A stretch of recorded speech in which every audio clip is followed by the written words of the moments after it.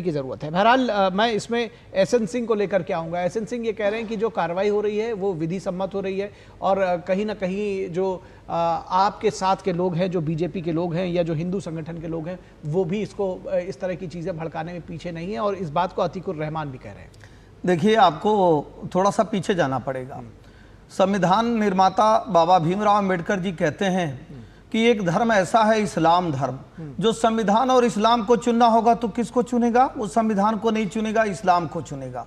उस इस्लाम में भी अच्छे लोग हैं, लेकिन कुछ कट्टर इस्लामीवादी लोग हैं जो दूसरे धर्म को मानते नहीं हैं, और उसमें भी घी डालने का कार्य कौन करते हैं? राहुल गांधी सरी के लोग, कांग्रेस के लोग, जो कहेंगे हिंदू लड़के तो लड़की छेड़ने मंदिर जाते हैं, हिंदू धर्म ही नहीं होता, हिंदू धर्म तो डेंगू होता है, मलेरिया होता है, राम तो काल्पनिक थे, राम सेतु तो था ही नहीं। तो इस तरह की बातों को करके हवा देकर, और जहां कहीं ऐसी घटनाएं हो जाती हैं, चाहे सरस्वती पूजा में, चाहे दुर्गा पूजा में, या आज की जो घटना आप गणेश उत्सव में बताए हैं वहां हो जाती है, तो एक पूरा प्रोटेक्शन मिलता है। जब कांग्रेस की जहां सरकार होती है केंद्र में और जिन राज्यों में, वहां ऐसे विशेष धर्म को एक सुरक्षा कवच प्रदान किया जाता है कि नहीं, आप ऐसे घटनाओं को करेंगे तो आपका कोई बाल बांका नहीं कर सकता है। तो ऐसे लोगों का मनोबल बढ़ता है, और जब मनोबल पश्चिम बंगाल में बढ़ेगा, केरल में बढ़ेगा, महाराष्ट्र में भी बढ़ेगा। हमारे मित्र कह रहे थे गणेशोत्सव पे तो हमने ऐसा देखा नहीं, शायद उनको याद नहीं है, कांग्रेस की ही सरकार थी।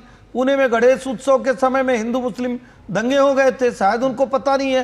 थाने के वर्तक नगर में, महाराष्ट्र में, वहां गणेश उत्सव के समय में हो गए थे, और उन्होंने कहा कि ऐसा तो होता ही नहीं, हम तो सभी धर्मों को मानते हैं।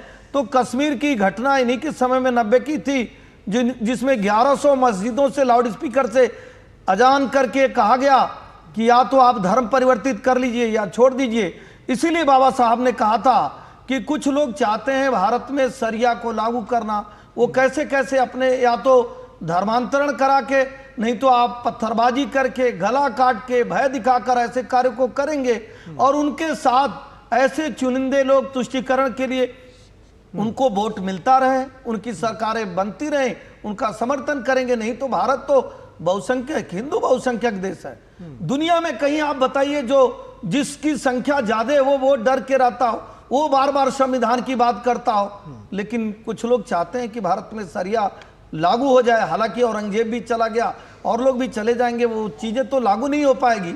फिर भी मैं स्पष्टीकरण से कहूंगा कि जो हिंदू विरोधी सोच है, जो हिंदू मान्यताओं के प्रति, हिंदू परंपराओं के प्रति, हिंदू संस्कारों के खिलाफ जो सोच है कांग्रेस की, सोच के नाते जहां जहां कांग्रेस की सरकार रहती है या कांग्रेस सरीखे लोगों की सरकार रहती है, जैसे पश्चिम बंगाल है, वहां शोभा यात्रा पे भी पथराव होगा, वहां हिंदुओं के धार्मिक यात्राओं पे भी पथराव होगा, और गणेशोत्सव पे भी पथराव होगा। ये तो एक विचारधारा काम कर रही है ना, वो विचारधारा जो ये मानकर चलती है कि सिर्फ मेरा धर्म है, दूसरे का धर्म नहीं है, हम कानून को नहीं मानते, हम संविधान को नहीं मानते हैं, हम शरिया को मानते हैं, वो लोग ऐसा कार्य करते हैं। अगर कानून अक्षरशः इस तरह का पालन करती तो आप देखिए उत्तर प्रदेश में अगर लाउड स्पीकर उतारा जाता है, अभी हमारे कांग्रेस के मित्र कह रहे थे, तो सबसे पहले पूज्य योगी आदित्यनाथ जी जो वर्तमान में मुख्यमंत्री हैं, वो जिस मठ के महंत है, जहां के मुख्यमंत्री हैं, सबसे पहले अपना लाउड स्पीकर उतार के मैसेज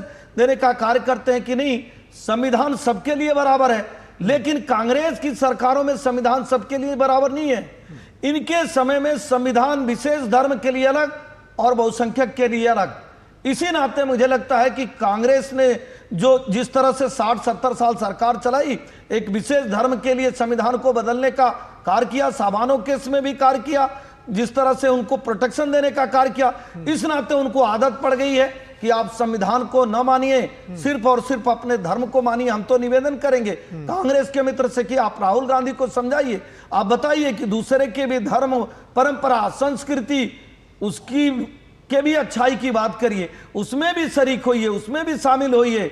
हम ये नहीं कहते हैं कि आप जो है इफ्तार पार्टी मत करिए, आप इफ्तार पार्टी करिए, तो अगर गणेशोत्सव में भी कोई जा रहा है उसकी भी तो तारीफ करिए ना साहब। आप तो आतंकवादियों के साथ चले जाते हैं, आप अपराधियों के साथ चले जाते हैं, आप यासीन मलिक के साथ चले जाते हैं, आप इल्हान ओमर के साथ चले जाते हैं। नहीं, भारत में कहीं ऐसा कोई कानून है क्या कि भारत का ही कोई संवैधानिक पद पर बैठा हुआ प्रधानमंत्री, भारत के ही संवैधानिक पद पर बैठा हुआ कोई चीफ जस्टिस ऑफ इंडिया अगर भारत के किसी सांस्कृतिक परंपरा, किसी पूजा पाठ, सामाजिक कार्यक्रम में मिलता है तो तकलीफ हो जाती है। लेकिन वही मनमोहन सिंह साहब को देखिए, मनमोहन सिंह साहब किससे मिलते हैं? यासीन मलिक, जो एक आतंकवादी घटनाओं में शामिल रहता है। राहुल गांधी जी किससे मिल रहे हैं?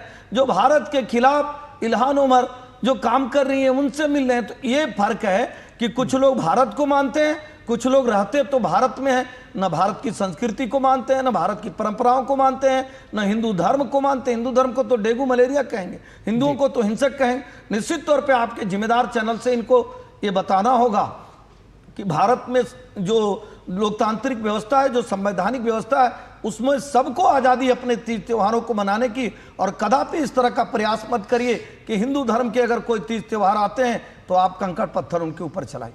जी